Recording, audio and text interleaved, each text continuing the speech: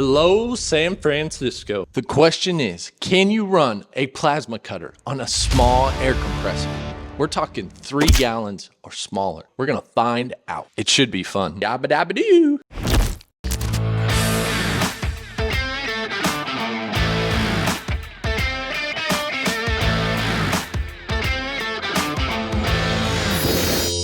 In this video, we're gonna go grab a big compressor from Harbor Freight. Then we're gonna go ahead and open up the Vevor plasma cutter. We're gonna set it all up. Then we're going to marry that plasma cutter to the small 3-gallon air compressor. We're gonna run it at 120 volts. Then we're gonna put it on 240 volts and see how that small compressor does with this plasma cutter. Now after that, we're gonna hook it up to the bigger plasma cutter and see how it does in comparison to that smaller compressor. I'm pretty sure I know what's gonna happen, but in a much more real sense, I have no clue what's gonna happen. Now, Vevor did reach out to me and send me this plasma cutter. It's the CUT50P, and you can see the link and the discount code in the description of this video. At the end of this video, we're gonna go ahead and cut a bunch of random stuff. Even though it's only supposed to cut metallic items, I'm gonna test out some odd objects. This is gonna be fun. Let's go grab that big compressor now.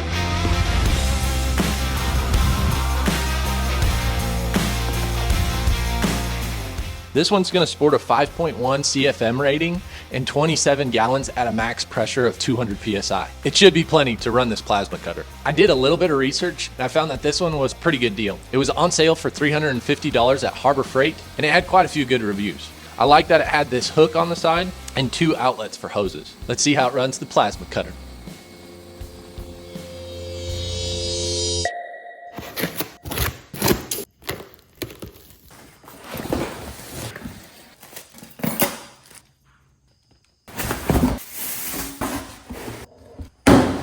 This is the Vevor 50 amp plasma cutter. This one is the non-touch version, which means for the torch, you don't have to touch your material that you're cutting to start the arc. Full disclosure on this, Vevor did reach out to me to see if I wanted to work with them on reviewing one of their products. They asked me what tool I wanted to review. Now, obviously I chose the 50 amp plasma cutter. Once I gave them the details of where to send it, they got me this in like 2 days. And so I've spent a little bit of time testing this unit out and setting it up. It did take a little bit of assembly in this area as you had to cut the hose and use the clamps and the fittings to get the right fit. Now, one thing I will point out is the inlet to the regulator is not a quick connect. It's just a ribbed fitting that's supposed to have this hose mounted with clamps. And so I went ahead and took a quick connect off of one of my air tools that I already had and put it on this side of it. I definitely suggest doing that so you don't have to make some custom fitting. I think what I'm gonna do is go ahead and put 2 clamps on the bottom and the top of this so we don't get that leak after we test this out here. So take note.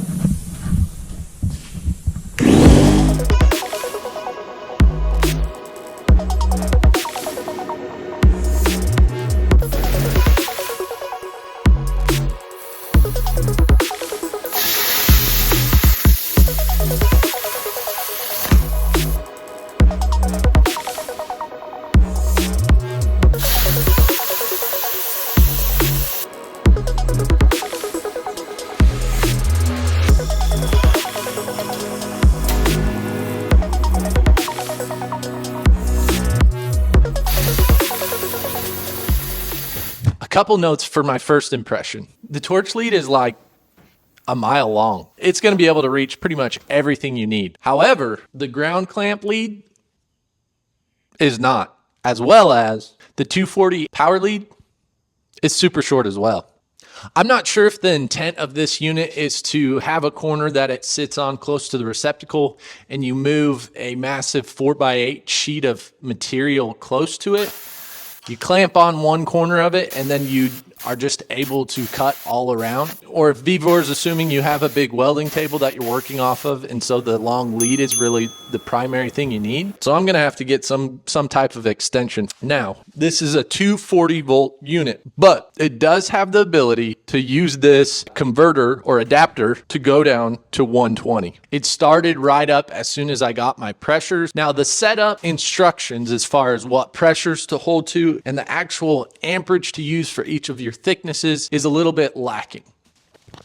It does have a chart in the back of the instruction manual to provide what current to operate at for the different thicknesses of your material that you're cutting. Now, there's a part in the air pressure and volume section in the manual that states the CUT35, which is not this unit, was 4.5 PSI. 4.5 PSI, that is so low that it did not work. So what I ended up having to do when I was setting this up initially was set my tool pressure on my compressor to about 65, 70 PSI. And then on the back side of this, there's a regulator. What I ended up setting this to was about 0.6 or 0.7 megapascals. And that seemed to work quite well with the 1/4 inch mild steel that I was cutting. So my initial impression on this is that it is a very good budget friendly plasma cutter that you could use.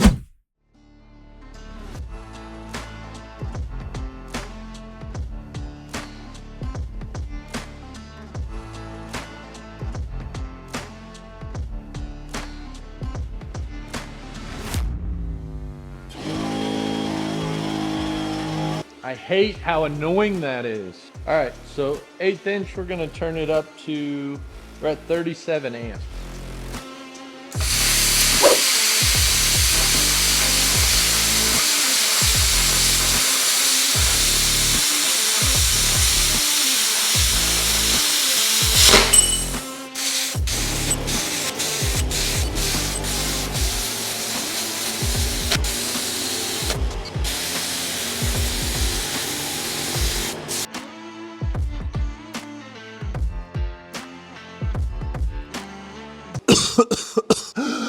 So we just did about 5 to 7 minutes of straight cutting with the small compressor, and it didn't seem to have any issues with that. It kept rolling and rolling, and I held it off the material for a little bit, and it just kept going. There's a little bit of fluttering there towards the end, but looking at the gauge on the compressor itself, it seemed to be able to hold pressure.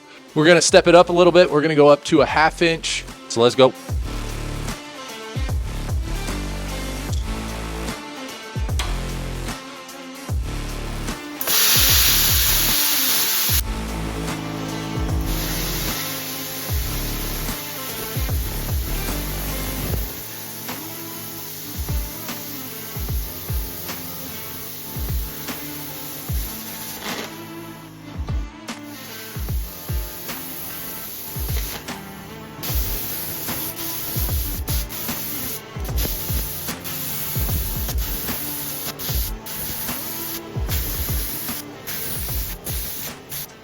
Little change of plans here. So I originally went and bought a big compressor from Harbor Freight, 27 gallons, 5.1 CFM. And that was a complete mistake because the little compressor came in clutch. There's absolutely no need to get a big compressor because I ran this sucker for 5 to 7 minutes cutting seamlessly. The 1/2 inch, you had to go pretty slow. I had it originally on about 38 or 39 amps, and then I turned it up to 45. So I did take a look at the regulator on my compressor while I was going, and it seemed like it was holding pressure at where it needed to, which means 2.6 CFM is really sufficient for continuous operation of this plasma cutter. So now that we know that that plasma cutter works with 240 volts, let's go ahead and grab that adapter and run it at 120. Let's go.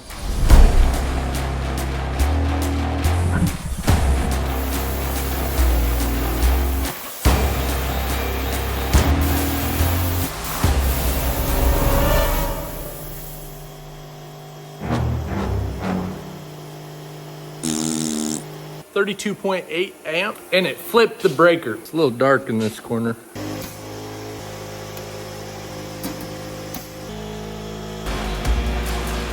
.4 is as low as it'll go.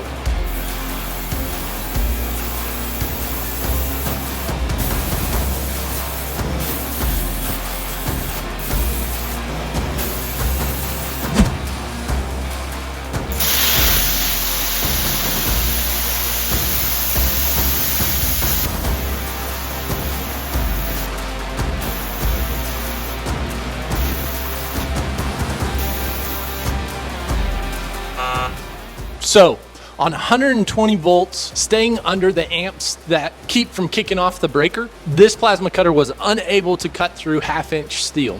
Even the 1/8-inch steel was a little bit hard. You had to go really slow. So we're gonna give the 1/8-inch steel with the 120 volts on this plasma cutter a orange check mark. So if you want to use this machine for 1/2-inch steel, definitely make sure you have 240 volts. Otherwise, you're out of luck. Now it's time for cutting things. Here's some pretty rusty material. This bad boy.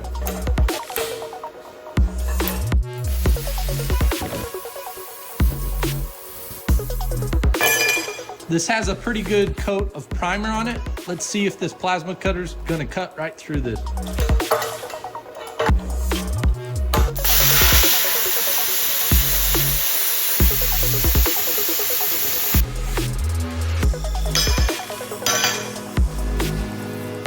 All right, it's about 1/4 inch thick and it's got some paint on it.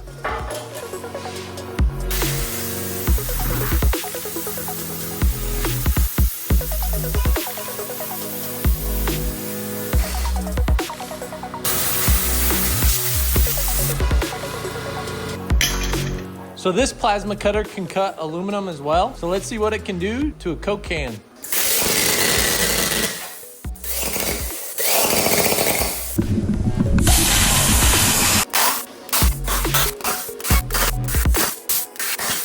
Can't cut Coke cans.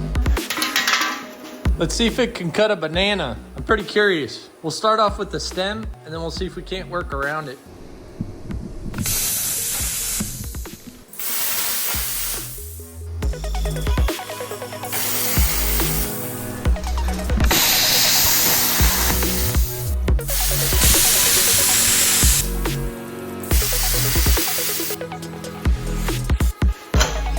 All right, let's try some of this thin plywood.